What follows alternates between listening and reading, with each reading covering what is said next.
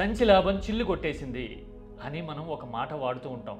అంటే నానాయాతన పడి సంచి నింపితే దానికి ఉన్న చిల్లు మొత్తం అడ్వాంటేజ్ని రాకుండా చేసి పారేసింది, నష్టం మిగిల్చింది అని దాని అర్థం కదా. విశాఖలో పెట్టుబడుల సదస్సు పేరుతో వారం రోజుల ముందు నుంచి హడావిడి చేసి 2 రోజుల పాటు హంగామా నడిపిస్తే తీరా ఆఖరిలో చంద్రబాబు విశాఖ ఉక్కు మీద చేసిన కామెంట్ల దెబ్బకి ఆ ఇంపాక్ట్ అంతా ఎటో పోయినట్టు అనిపించింది. ఇంటికి చెప్పాలా, నేను ప్రైవేటైజ్ చేయనని ఎన్ని గంటలు చెప్పాలి. పబ్లిసిటీ హైప్ చేసి 13 లక్షల కోట్లు తెచ్చేశాము అని హంగామా చేసుకుని ఇంకొన్నాళ్ళు కథ నడిపించాల్సిన టైంలో చంద్రబాబు అంత ఫ్రస్ట్రేషన్కి ఎందుకు లోనయ్యారు?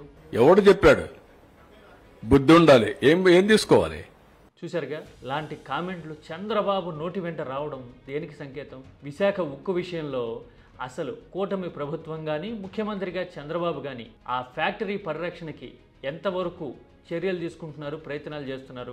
ఒకసారి రీసెంట్ పరిణామాలన్నీ తిరిగేస్తే కళ్ళు బయర్లు కమ్ముతాయి. ఒక ప్రైవేట్ స్టీల్ ప్లాంట్ మీద పెడుతున్న శ్రద్ధ, ఎఫర్ట్స్ ఆంధ్రుల హక్కుగా ప్రఖ్యాతి పొందిన విశాఖ ఉక్కు విషయంలో మనవాళ్ళు పెట్టట్లేదా అని అనిపించి మనకి చాలా నిరాశ కలుగుతుంది. ఇది కేవలం రాజకీయానికి సంబంధించిన విషయం కాదు, రాష్ట్ర భవిష్యత్తుకి ప్రభుత్వ ప్రయారిటీస్కి సంబంధించిన విషయం కూడా. అందుకని డీటెయిల్డ్గా 360 డిగ్రీస్లో మొత్తం డెవలప్మెంట్స్ని ఒకసారి చూద్దాం.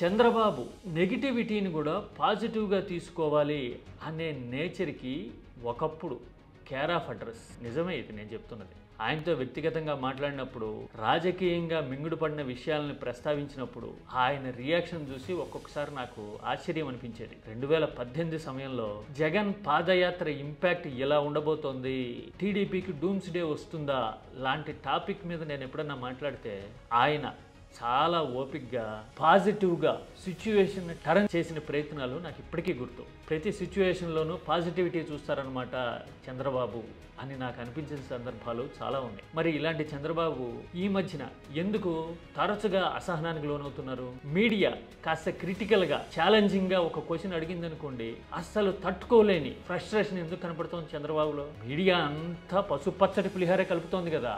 అడక్క ఎవరన్నా ఒక టఫ్ క్వశ్చన్ అడిగారనుకోండి, దానికి సమాధానం చెబితే అది ప్రభుత్వానికి మైలేజీ, ముఖ్యమంత్రిగా చంద్రబాబుకే కదా అడ్వాంటేజ్. ఈ లాజిక్ కూడా మర్చిపోయి ఏం అడుగుతున్నావు, నీ సబ్జెక్ట్ ఎంత, నీ అవగాహన ఎంత అని ఎదురుదాడి ఎందుకు చేస్తున్నారు? విశాఖ ఉక్కు మీద అదే వైజాగ్లో ఎదురైన క్వశ్చన్కి చంద్రబాబు చేసిన ఎదురుదాడి చూస్తే నాకు ఇలాగే అనిపించింది. ఇంటికి చెప్పాలా, నేను ప్రైవేటైజ్ చేయనని ఎన్ని గంటలు చెప్పాలి. చూసారుగా, ఇలా ఎందుకు మాట్లాడుతున్నారు చంద్రబాబు? విశాఖ ఉక్కు విషయంలో ఆల్రెడీ 12,000 కోట్లు ఇచ్చేశామని ఎల్లకాలం కేంద్రమో రాష్ట్రమో ఎక్కడి నుంచి తెచ్చిస్తుంది, కార్మికులు కూడా కాపాడుకోవాలి కదా స్టీల్ ప్లాంట్ని అన్నట్టుగా చంద్రబాబు మాట్లాడారు కదా. ఇలా మాట్లాడడం ఎంతవరకు సమంజసం, ఎంతవరకు రేషనల్? అసలు చంద్రబాబు వాదనలో సబ్స్టెన్స్ ఎంత ఉంది? ఇప్పుడు బియ్యంలో రాళ్ళు వచ్చాయని బియ్యం గోడవతలు పారబోయం కదా. విశాఖ ఉక్కు విషయంలో కార్మిక సంఘాల ధోరణి రాజకీయంగా మనకు నచ్చట్లేదు అనుకోండి, విశాఖ ఉక్కుని ప్రైవేట్కి వదిలేయాలి అనుకోకూడదు కదా. అంతే కదా. మీకు ఏదన్నా నచ్చని కార్మిక సంఘమో ధోరణో ఉంటే కనుక దాన్ని ఎలా హ్యాండిల్ చేసుకోవాలి, ఎలా ఆ ఛాలెంజ్ని మిటిగేట్ చేసుకోవాలి అనేది అధికారంలో ఉన్నప్పుడు అది మీ కర్తవ్యం, బాధ్యత. అల్టిమేట్గా ఆంధ్రుల హక్కుగా ముద్రపడిన విశాఖ ఉక్కుని రక్షించడం మీ కర్తవ్యం కావాలి కదా. అలా కాకుండా కార్మిక సంఘాల మీద ఒక ముఖ్యమంత్రి ఆరోపణలు చేయడం ఎంతవరకు రేషనల్? అంటే ఏదో ఒక సాకు వెతుకుతున్నారేమో అసలు విషయాన్ని వదిలేసి అని అనిపిస్తుంది కదా ఎవరికైనా. అసలు విషయాన్ని వదిలేసి అని ఎందుకంటున్నా? ఎస్, ఒకటి కాదు 2 పాయింట్లు ఉన్నాయి. విశాఖ ఉక్కుకి మేజర్ ఛాలెంజెస్ ఏంటి? ఒకటి, క్యాప్టివ్ మైనింగ్ లేకపోవడం. రెండోది, కేంద్రంలో కీలక భాగస్వామిగా చంద్రబాబు పార్టీ ఉన్నా కూడా ప్రైవేటైజేషన్ ప్రయత్నాలని అడ్డుకోకపోవడం. ఈ 2 కదా అసలు ఛాలెంజెస్. ఈ 2 విషయంలో చంద్రబాబు ఏం చేశారు గత 18 నెలలుగా? గత 18 నెలల కాలంలోనే విశాఖ ఉక్కులో 44 డిపార్ట్మెంట్స్ని కేంద్రం దశల వారీగా ప్రైవేటైజ్ చేసుకుంటూ వస్తోంది. మరి ఇలా ప్రైవేటైజ్ అయిపోతూ ఉన్నప్పుడు కార్మిక సంఘాలు ఆల్రెడీ చెప్తున్నాయి, ఆ 12,000 కోట్లు ఉద్యోగుల రిటైర్మెంట్ బెనిఫిట్స్ కి సంబంధించి, లేదంటే గనక రోజువారీ ఖర్చుల వ్యవహారాలకు సంబంధించినవి మాత్రమే తప్ప ఈ స్టీల్ ప్లాంట్ భవిష్యత్తుని కాపాడడానికి చేసిన కేటాయింపు కాదు ఇది అని వాళ్ళు ముందు నుంచి అంటూ ఉన్నారు. అలాంటప్పుడు క్లారిటీ ఇవ్వాల్సిన బాధ్యత, ఎంతవరకు పరిరక్షణ కోసం చర్యలు తీసుకున్నారు అనే భరోసా రాష్ట్ర ప్రభుత్వమే రాష్ట్రానికి ఇవ్వాలి కదా, అవునా కదా?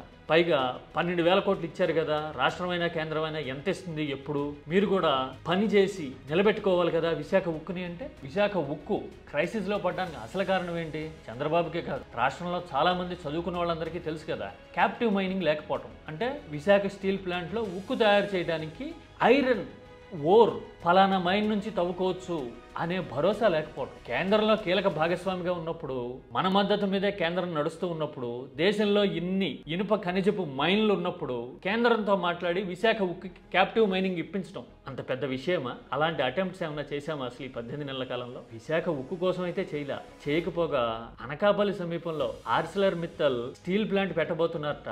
ఆ పెట్టబోతున్న ప్రైవేటు స్టీల్ ప్లాంట్ కోసం క్యాప్టివ్ మైనింగ్ ఇవ్వండి అని ఇదే టీడీపీ ఎంపీలు గత ఆగస్టులో కేంద్ర ప్రభుత్వాన్ని కోరారు. గూగుల్ని అడగండి, ఆ సమాచారం చెబుతోంది. అంటే దశాబ్దాల తరబడి ఆంధ్రులకి ప్రతిష్టాత్మకంగా ఉన్న విశాఖ ఉక్కు కోసం మనం అటెంప్ట్ చేయలేదు, కానీ ఆర్సిలర్ మిత్తల్ కోసం మనం ప్రయత్నం చేస్తున్నాం. మరి ఇలాంటప్పుడు మన చిత్తశుద్ధి క్వశ్చన్ మార్క్ కదా. అంటే రెండు రకాలుగా, ఒకటి ప్రైవేటైజేషన్ ప్రయత్నాలు ఆపట్ల, రెండోది క్యాప్టివ్ మైనింగ్ మనకి తీసుకురాకపోగా కార్మిక సంఘాల మీద ఆరోపణలు చేస్తున్నాము. అంటే నెపాన్ని వాళ్ళ మీదకి నెట్టేసి రేపు ఉత్తరోత్తర ప్రైవేటైజేషన్ జరిగిపోతే కనుక వీళ్ళ వల్లే జరిగింది అని వాళ్ళ మీదకి నెట్టేయాలనుకుంటున్నామా అనే అభిప్రాయం సాధారణ ప్రజలకి ఇప్పుడు కలుగుతూ ఉంది, అర్థమవుతా ఉంది. అందుకోసమే ఇప్పుడు రాజకీయ దుమారం హుదూద్లా రేగుతూ ఉంది విశాఖ స్టీల్ ప్లాంట్ గురించి. వైసీపీ మాట్లాడింది అనుకోండి, మనం ముద్ర వేసే వాళ్ళని కొట్టిపారేస్తాం. కానీ ఇక్కడ సబ్జెక్ట్ ఓరియంటెడ్గా పనిచేసే మాట్లాడే లెఫ్ట్ పార్టీలు పట్టుకుంటున్నాయి. సిపిఐ రామకృష్ణ ఏమన్నారో ఒకసారి చూడండి.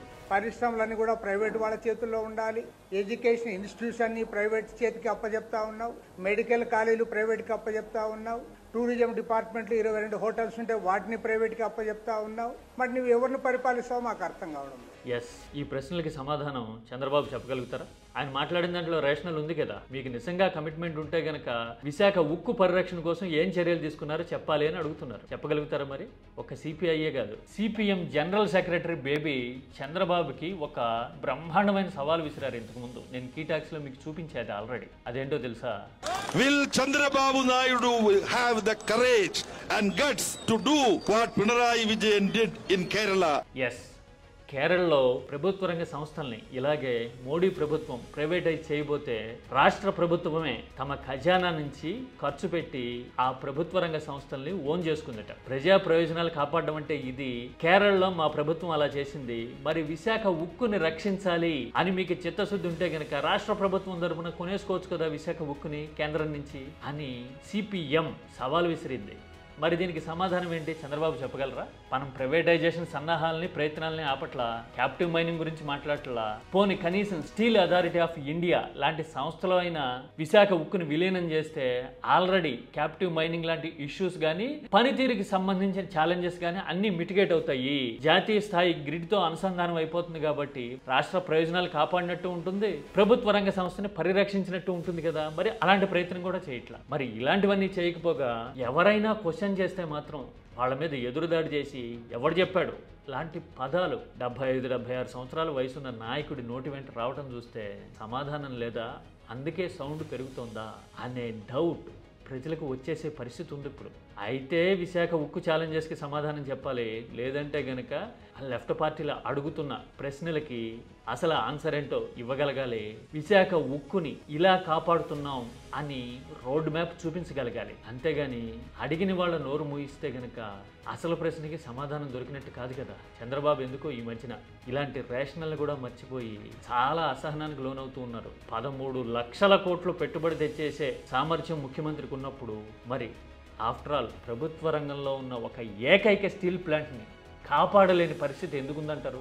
ఇంత ఇంబ్యాలెన్స్ ఎందుకుంది? 2 రోజుల్లో 13 లక్షల పెట్టుబడులు ఆకర్షిస్తారట, కానీ ఒక్కగానొక్క ప్రభుత్వ రంగ సంస్థను మాత్రం కాపాడేందుకు ప్రయత్నం చేయట. అంటే కనుక నీ ఇంటికి వచ్చి చెప్పాలా ఏం చేస్తున్నామో అని ఎదురుదాడి చేస్తున్నారు.